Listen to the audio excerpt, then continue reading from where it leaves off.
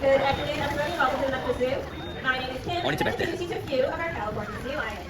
Now, we have a total of 7 sea lions here at the zoo, but we have 3 of our girls out here for you this afternoon, so I will go around and introduce each of them.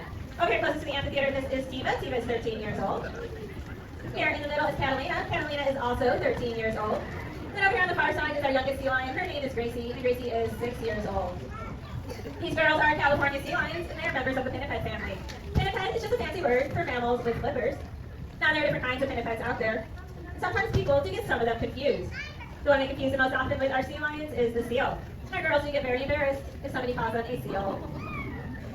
But there's actually some pretty easy ways to tell those two apart. One way is to take a look at the size of their heads. Our sea lions have an external ear flap. Seals do not have that little flap of skin.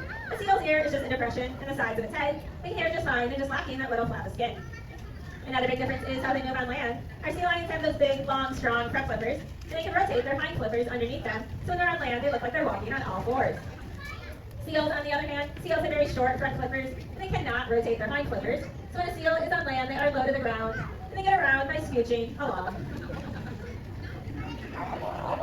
Now, they swim really differently too. Our sea lions take a couple of good strokes with those strong front flippers to propel themselves through the water.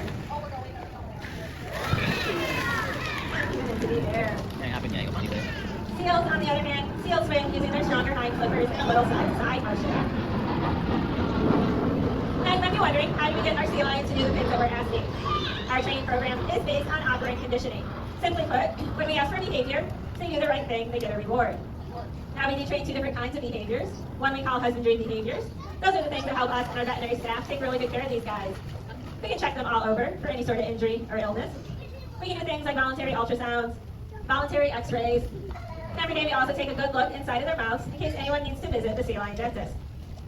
Now, of course, that training is really important to their daily care. But that's not the only kind of training we do. We also train that fun stuff, the stuff our sea lions love showing off with. So we're going to go ahead, play some music now, and let these guys have